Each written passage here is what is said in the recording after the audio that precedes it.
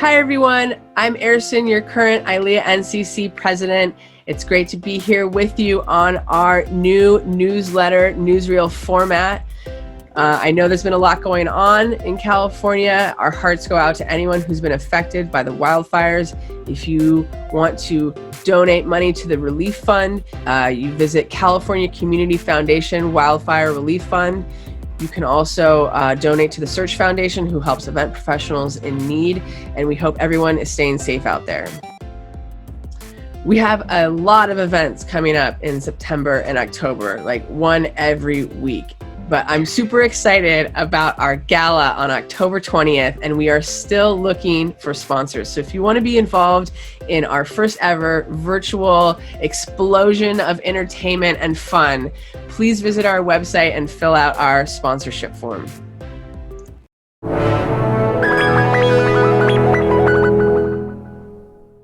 Hey everyone, Tommie here. We've got a really fun mix of programs coming up this month. First of all, don't forget to join past President RJB for Coffee Talk every Tuesday morning at 10 a.m. on Zoom. It's a great way to connect with our community in a fun and casual way, and everyone's welcome. Look out for our new networking mixer called Chat Roulette starting on September 9th. You'll get to network one-on-one and in group setting, talking about various topics. Mark your calendars for September 15th. We have our first trivia night hosted by Geeks Who Drink. This is a quiz competition in the style of pub trivia, and we'll be including some industry-related questions. Could be some drinking going along there too. You don't want to miss it. On September 17th, board member Susan Scheinkopf will be hosting another one of her popular virtual cooking classes, inspired by her Southeast Asia travels. This month, she'll be teaching us how to make delicious, crispy Vietnamese crepes. On September 30th, we're really excited to kick off our new series, Mind, Body, and Balance. This is a great opportunity for us to learn some amazing self-care techniques to make us feel more balanced and centered. Keep an eye out for that one. And finally, registration for our virtual gala on October 20th is opening soon. Here's a quick preview.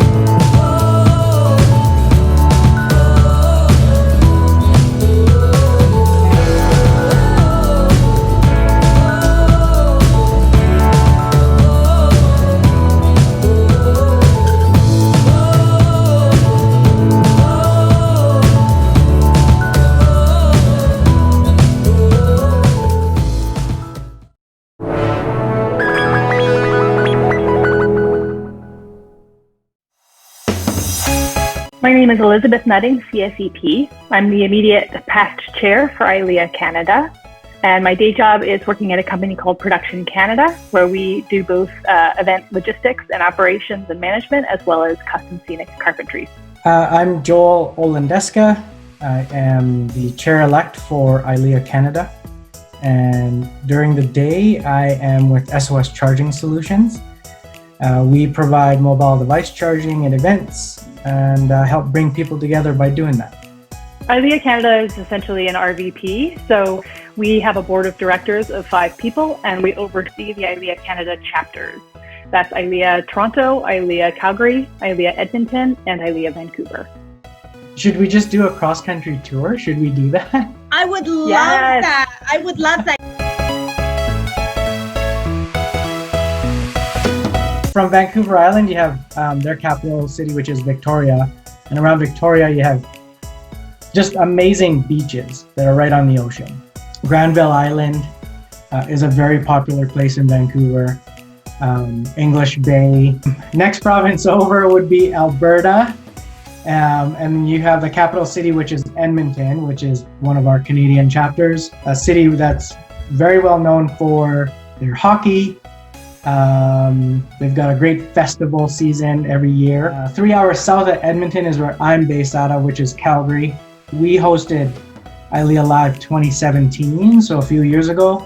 We got to showcase a number of different things like the Calgary Stampede, which is our 10 days of the greatest outdoor show on earth. Not too far from Calgary are the mountains, which we cannot take for granted. They're beautiful. The fourth chapter in Canada would be Toronto. I'm going to let Liz take over for Toronto because that's where she recently moved from. So I think Toronto is the largest city in Canada, certainly worth visiting for a number of reasons.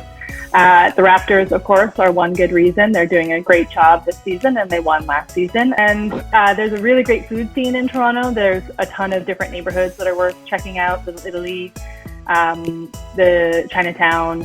There's a neighborhood called the Distillery District, which is really great for somewhat high-end shopping. A couple of really delicious restaurants there.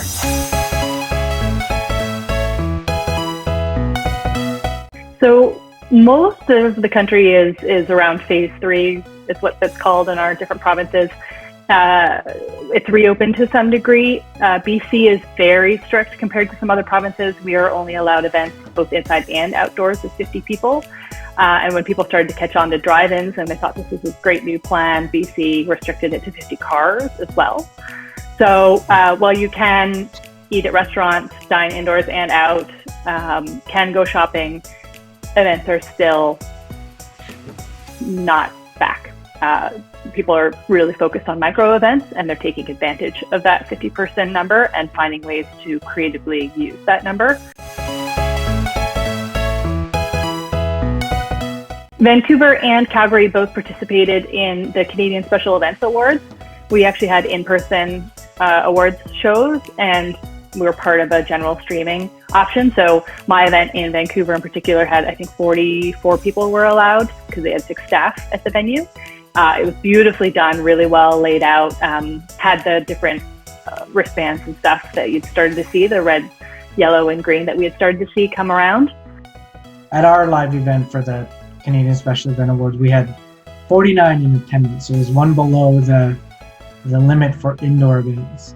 Outdoor events are a bit different. You can have up to 100 in a social type of gathering, 200 in a seated, so theater style.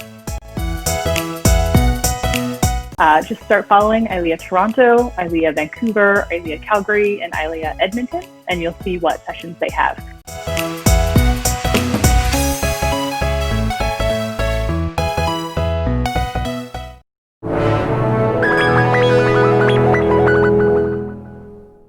My name is Heidi Hughett, and I am the owner of Kosai Couture in Carmel, California, and I am one of the 3 founding members of the California Events Coalition.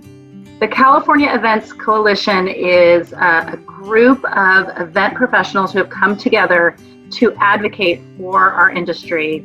We felt like we had been left out of the conversation, and there was no drop-down tabs when we were searching for funding. There was no mention of our industry in the opening guidelines in many counties, and it just came out of frustration. And we have the lovely support of the Live Events Coalition for the country, the national, and so they really have helped guide us.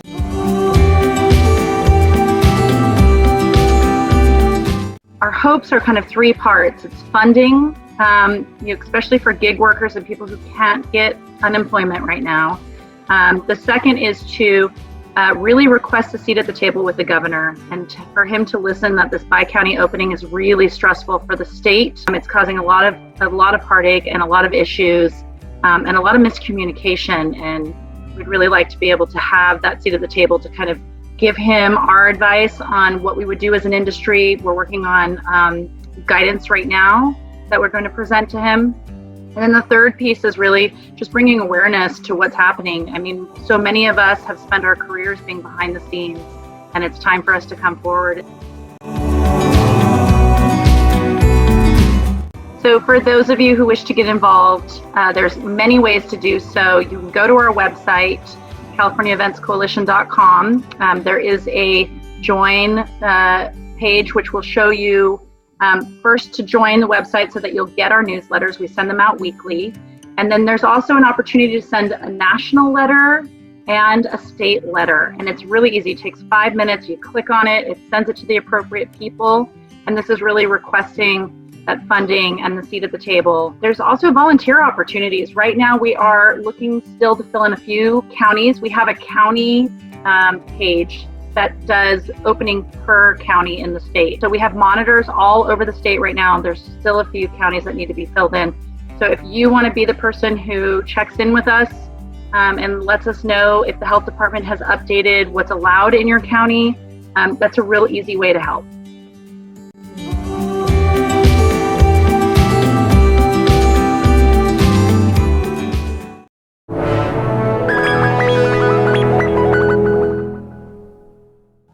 Hey, this is Chris Koenig, Sales and Business Development Manager with Giants Enterprises. We've all been experiencing this global pandemic and what it's done to our industry. So we took, I'd say, a big step back and tried to kind of almost hover over Oracle Park and figure out what we had inside that we might be able to use in a totally reimagined setting. I honestly really feel like the definition of hybrid events is evolving every day. We're now thinking of hybrid specifically in terms of incorporating our actual venue into virtual events. So, for example, we've hosted a few programs where we've had actual pieces of the event happening on site in some of our venues, like the Gotham Club or the Cloud Club. We've done a few live and pre-recorded cocktail demos to kind of spice up some food and beverage experiences, and looking at some of our other venues, our field, for example, as a way to create some content to get people away from the Zoom screen and into a sort of different dimension of engagement. Hi, my name is Noelle Schulenberg, and I am the sales coordinator with Giants Enterprises. Hybrid events, to us is really, taking advantage of the resources that we have available to us and wanting to create an immersive experience while you're at home, but as well as in person for, in-person hybrid events. So we wanted to find a way to create the experience of being at the ballpark when you're at home. And so we've actually been working on these interactive at-home kits that its purpose is to excite the senses and transport you to the ballpark. So adding items such as a little jar of the grass that's taken from the field, or recipes incorporate food that's taken from the garden in center field. So certain items that really make you nostalgic and want to be at the ballpark when that's not available at this time. Giants Enterprises is the team behind the team. First and foremost, I'm really grateful that there is a baseball season this year, even if it looks a little bit different without fans. We are leading the league in cardboard cutouts.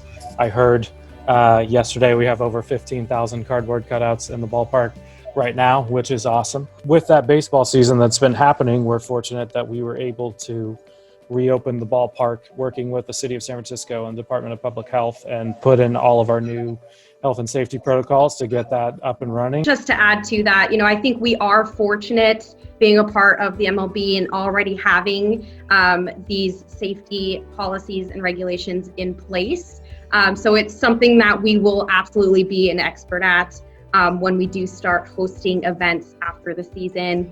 And then I think that with this current climate, we are able to work more collaboratively with our clients and being able to work together to create an event that works during this time, but then also is engaging and fun and lively for all of their attendees. We are thankful that we have, a venue that is both indoor and outdoor, so we can do a lot with that open space on the field. We have hosted movie nights in the past. We've had fantastic holiday parties and fall programs. And so just looking forward to being able to work with clients and coming up with something that's unique for all of their attendees. Go Giants!